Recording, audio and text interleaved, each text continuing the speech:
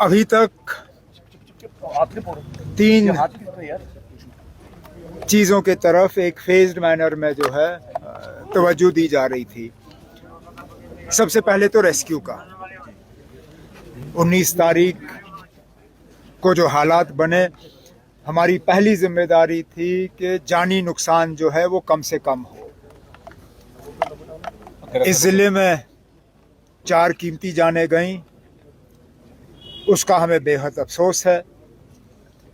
लेकिन अगर इंतज़ामिया की तरफ से वो तमाम इक़दामात नहीं उठाए गए होते जो रातों रात डीसी साहब और एसएसपी साहब ने उठाए थे ऑनरेबल एमएलए साहिबान के साथ, शायद ये नंबर और ज़्यादा बढ़ जाता। फिर हम रिकवरी पे आए कि जो लोग लापता हैं उनको हम ढूंढ के निकालें। अब रिहैबिलिटेशन और रिकंस्ट्रक्शन की बात आ रही है। जहाँ जहाँ नुकसान हुआ है उसको दुरुस्त करने की ज़रूरत है। टेम्पररी रेस्टोरेशन, उसके बाद परमानेंट।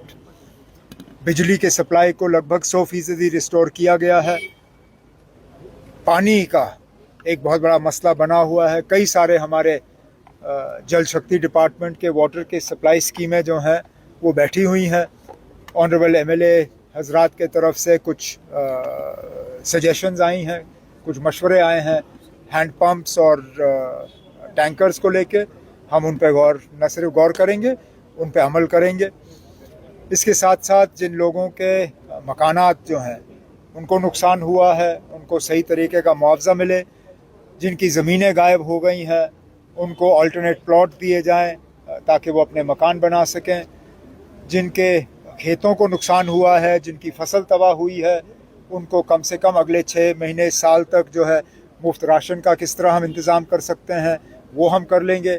उसके अलावा ऑनरेबल एमएलए साहब, खासकर इफ्तिखार साहब ने रजौरी शहर के मुतल्लिक 2-3 बड़ी बातों, बड़े प्रोजेक्ट्स के हवाले से बात की।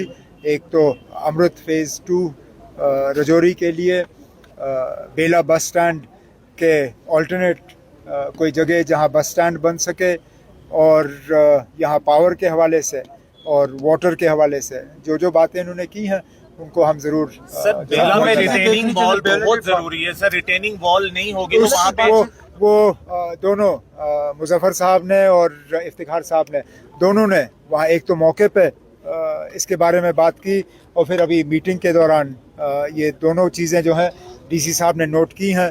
मैंने डीसी साहब से कहा हुआ है कि फ्लड कंट्रोल डिपार्टमेंट के साथ फौरी तौर वहाँ पे इसका इंतज़ाम किया जाए ताकि जितना नुकसान हुआ है उससे ज़्यादा नुकसान ना हो। सर, नुकसान का जो होना तो हो गया बर वक्त कार्रवाई से, इंसानी जाने काफ़ी इंतजामिया ने बचाई बर वक्त कार्रवाई से।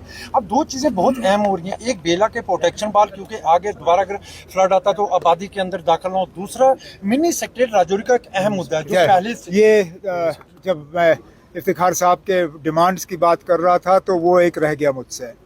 तीनों ऑनरेबल एमएलएज जो यहाँ पे मौजूद थे, मुजफ्फर साहब, इफ्तिखार साहब और हमारे जावेद साहब, तीनों ने यहाँ ऑल्टरनेट मिनी सेक्रेटेरिएट की बात की, और डीसी साहब ने मुझे मौके पे वहाँ लेके दिखाया भी।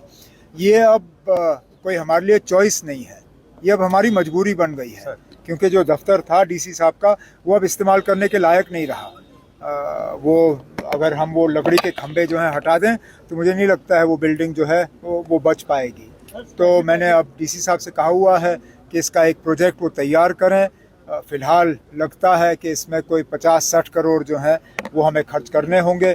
अगले 2-3 साल में मुझे उम्मीद है कि एक अच्छा नया मिनी सेक्रेटेरिएट जो है हम यहाँ रजौरी में जो है बना के लोगों के हवाले करें। सर, लोगों के अंदर की ऑपरेशन सिंदूर के बाद भी हुकूमत ने मुआवजा तो दिया था, लेकिन एसडीआरएफ के तहत दिया जाने वाला मुआवजा बहुत ही कम है। वो अब कल पुंछ में भी ये बात आई।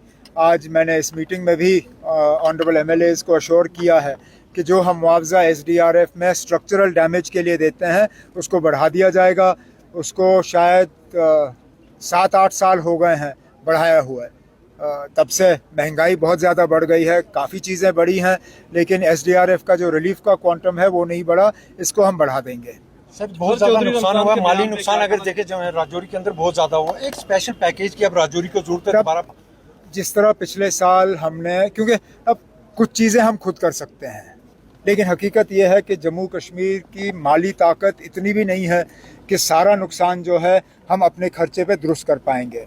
मरकज़ ने पिछले साल सैलाब के बाद काफ़ी हमारी मदद की, लगभग कोई 1400 करोड़ का जो है एक पैकेज जम्मू कश्मीर के लिए मंजूर हुआ। इस बार भी मैं अब दोनों डीसी पुंछ और डीसी रजौरी से अब मैं इनसे गुजारिश कर रहा हूँ कि वो एक डिमांड जो है, एक पैकेज तैयार करें इन ट्विन डिस्ट्रिक्ट्स के लिए, जो मैं खुद मरकज़ की हुकूमत को प्रोजेक्ट कर दूंगा, क्योंकि हमें फ्लड और फ्लैश फ्लड्स और क्लाउड बर्स्ट के लिए कोई नेचुरल डिज़ास्टर डिक्लेयर करने की ज़रूरत नहीं पड़ती। ये खुद ब खुद नेचुरल डिज़ास्टर के इसमें पड़ जाते हैं। अब हमें सिर्फ एक पैकेज तैयार करके मरकज़ से मांगना होगा। जैसे ही पैकेज यहाँ से तैयार हो जाता है, मैं उस पैकेज को खुद लेके वज़ीर आज़म साहब के हवाले सर, रियासती दर्जे की बहाली के लिए जंतर मंतर पर भी आपने एहतजाज किया। कल हमने देखा रियासत भर में एहतजाजी सिलसिले देखने को मिले। रियासत के दर्जे की बहाली के लिए आगे कोई मजीद कदम उठाए जाएंगे? इसको उठाए जाएंगे ना, उठाते रहेंगे जब तक हमें मिलता नहीं है। सर, इस फ्लड में दुकानें काफी लॉस हुई है सर, दुकानें भी लॉस हुई है। 100 से ज्यादा गाड़ियां सैलाब में खत्म हुई, लेकिन अब इंश्योरेंस कंपनीज उसमें ये मीटिंग के दौरान बात आ गई है। एसएसपी साहब मीटिंग में मौजूद थे। मैंने गौरव से कहा हुआ है कि इसमें जितनी जल्दी इन लोगों के एफआईआर जो है वो कट सकें, वो काट दीजिए। ऐसा ना हो कि इन लोगों का जो इंश्योरेंस और जो कॉम्पनसेशन का क्लेम है वो रह जाए। मुमकिन है एक आध आदमी जो है इसको गलत इस्तेमाल करने की कोशिश करेगा, लेकिन उस वजह से बाकी सबों को जो है नुकसान नहीं होना चाहिए। एसएसपी साहब ने अश्योर किया है कि इसमें जल्द से जल्द पेशरफ्त होगी।